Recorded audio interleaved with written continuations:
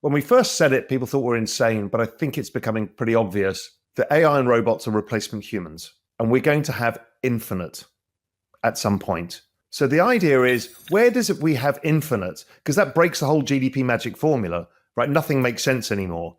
We call that point the economic singularity, and we kind of finger in the air said, probably by about 2030, because everything is going exponential in terms of speed of AI and robots, we probably have no idea what an economy looks like anymore, or what it means. Everything we all look at is going to fall apart. Something remarkable is happening beneath the surface of financial markets. In the first half of 2025, Bitcoin surged nearly 50%, outperforming gold and the S&P 500, while Ethereum followed closely behind. These moves aren't just driven by hype or short-term sentiment but reflect deeper economic forces reshaping the global financial landscape. According to macro strategist and Real Vision CEO Raoul, liquidity is the key driver of asset prices, influenced by central banks, credit cycles, and market financialization. When liquidity expands through measures like quantitative easing and lower interest rates, capital naturally flows into riskier assets such as cryptocurrencies. Powell connects these liquidity cycles to demographic shifts and declining productivity in developed economies. Aging populations in the West reduce labor productivity and increase reliance on debt-financed consumption. As baby boomers retire, political pressures keep interest rates low and encourage debt monetization, suppressing real yield. This environment pushes capital towards scarce, high-volatility assets like Bitcoin and Ethereum, where the upside potential offsets structural stagnation elsewhere. Powell sees this demographic trend as a long-term driver forcing central banks to maintain liquidity injections, creating a favorable backdrop for crypto's growth. Additionally, Powell highlights technological innovation, particularly AI and blockchain, as the crucial solution to overcoming demographic and productivity challenges. While aging populations drag on traditional economic growth, exponential technologies offer new productivity boosts. Crypto not only benefits from the liquidity needed to fund innovation but also acts as a cornerstone of the emerging digital infrastructure, positioning it at the forefront of the future economy. Cybercriminals are getting smarter, and everyday investors are the new target. You worked hard for your crypto. Don't lose it to a scam. Recently, attackers bribed offshore agents at major crypto platforms, stealing names, birth dates, even social security numbers. They drained real accounts in seconds. No blockchain hack, just human error. Once it's gone in crypto, it's gone. That's why ITrust Capital created the Premium Custody Account, the most secure way to protect your asset. It's a closed-loop system, meaning funds can only move between you and your account. Even if someone gained access, they can't steal your crypto. Backed by institutional-grade custody at no extra cost. Sleep easy knowing your investments are locked down. Click the link, use code DOSE7, and get a $100 funding bonus. Start protecting your future with ITrust Capital. From our work, we kind of noticed the business cycle structure. We're both business cycle analysts. We've both been looking at them for a long time. It changed after 2008, and it became like a metronome every 4 years. That's only happened once in the past, which was the 1950s and 60s, where it became very, very cyclical. But this is perfectly cyclical. And it got me thinking for a while, what the hell? So many of us didn't understand what happened to asset prices after 2008. We kind of knew quantitative easing was happening. We kind of knew stuff, but we didn't figure it out. And what I suddenly realized is that in 2008, we had a debt jubilee. And in fact, it was just forgiveness on interest. You don't pay interest payments. Remember, we did that over COVID. Exactly same mechanism, no interest payments. So no interest payments allowed every government who had basically, they'd all gone over 100% of GDP in debt. So all economic activity, all economic growth was used to paying of debts. So what they all did was basically restructure their debts between 3 and 5 years, creating an almost perfect 4-year cycle. And then when you look at the debts today, we're in that 4th year now, where the final part, the larger part of the debt is due. And what we found is they start injecting liquidity over a period of 3 years, reaching maximum liquidity. That liquidity injection never really gets taken back. Some gets taken back in the bear market years when they're withdrawing liquidity, raising interest rates, trying to slow the economic cycle because of inflation or whatever. But over time, liquidity keeps rising. It's rising at a rate of about 8% a year. This is how you buy and sell crypto the easy way, using eToro, one of the world's leading trading platforms. If you're new to crypto, eToro makes it super simple. Let me show you how I bought Solana in just a few taps. First, head to the search bar and type in Solana. Tap on it, then hit trade. I'm going to invest $10, that's the minimum.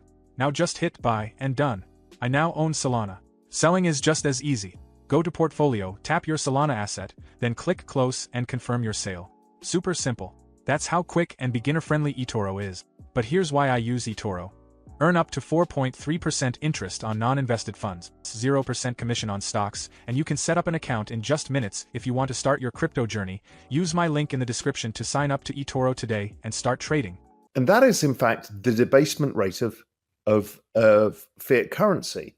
And what happens is, and this is the bit that gets contentious with people and they hate it, if you divide an asset by the global liquidity, you get to see whether it's outperformed. The People debasement, hate that chart. oh, they hate it.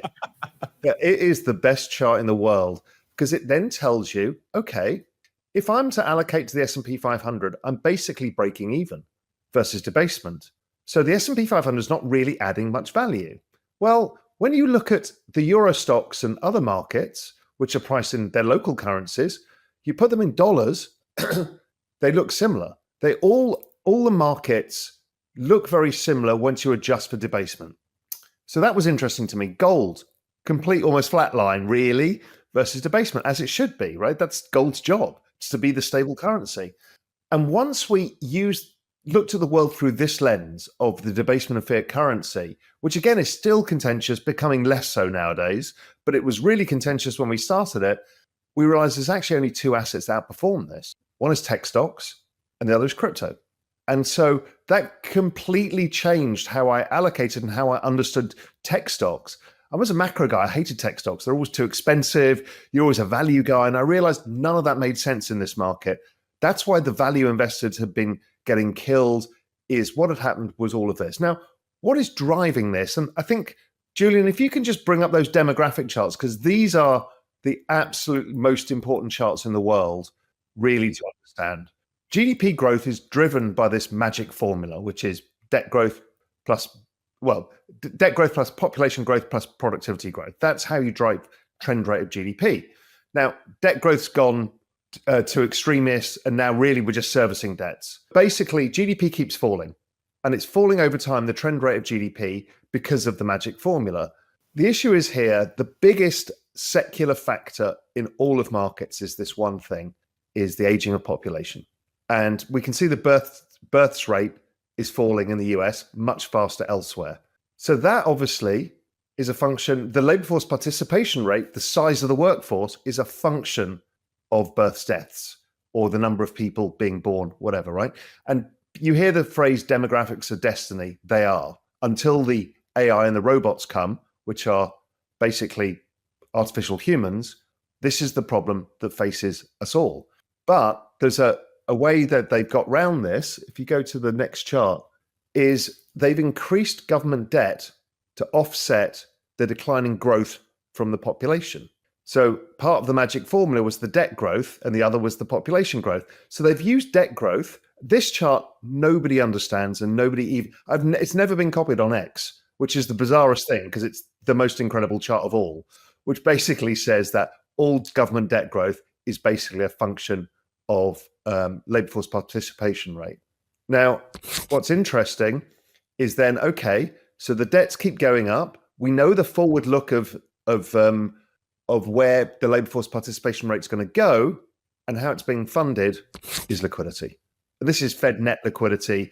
You're probably better to use US total liquidity because that includes the private sector because they're now using the banking sector. So what they're doing basically is debasing currency to pay for the debt. It's as old as the hills. It's as old as the story of economies. It's as old as the story of money. And it's happening at a very pernicious rate of 8%. So you kind of notice it, but don't notice it. But what's happening is asset prices keep going up optically because the currency is getting debased. Even if you look at real estate adjusted by the debasement by liquidity, it's basically a flat line. But wages are a variable input. And so what you find is that wages do not account for this.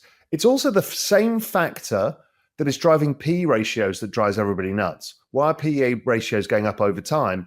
Because the P goes up because of debasement. The E is a variable and doesn't. So it always goes up in line with debasement. And we've shown that over time too. So this is the really big picture of what we look at. It allowed us to understand there's only two assets to own. And then we got to a further realization, which is, okay, if 97% of all of NASDAQ's price action is driven by debasement, it's the strongest factor we've ever had in any macro regime in history. Okay, great. That makes macro super easy. For crypto, it's 90%. So we've basically got a factor that's so powerful that nothing else matters. Brilliant. So then let's take the NASDAQ. If we've got one force, one economic force, we take the NASDAQ, we divide it by by Bitcoin, it's down 99.97%. So you kind of get one asset allocation only, which is crypto, which is bizarre.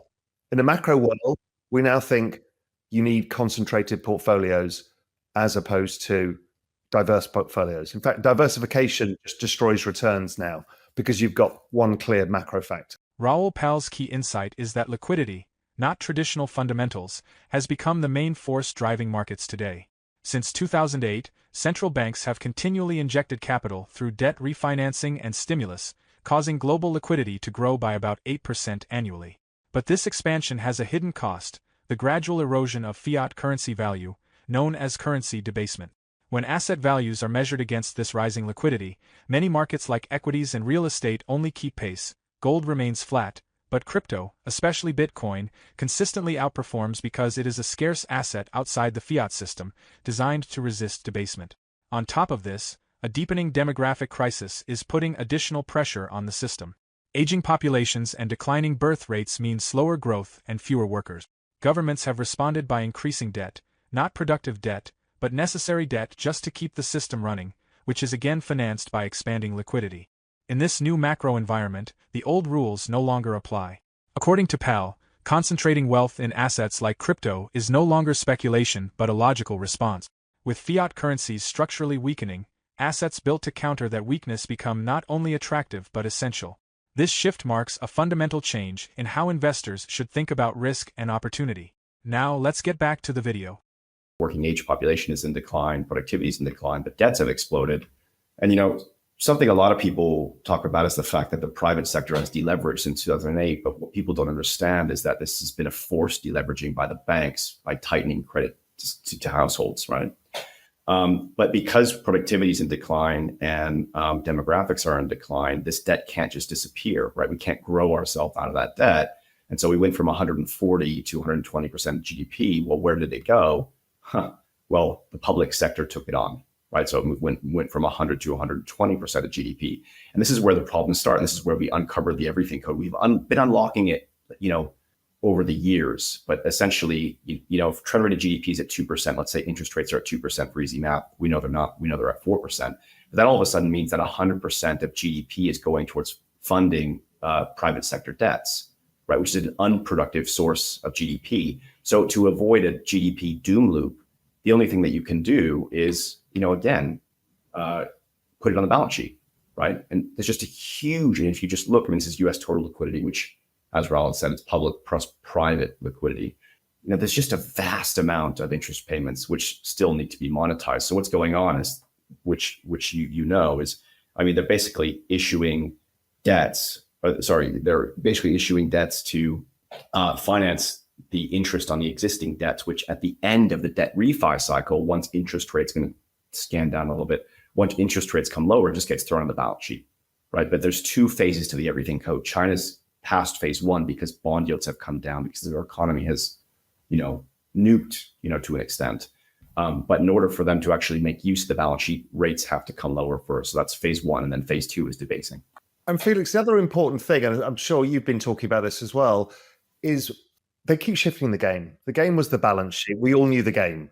Then it moved from the balance sheet to the Fed net liquidity. So then everyone's working out the TGA versus the reverse repo. Yeah. And then they went, actually, it's total liquidity because we're going to stuff it into the banks.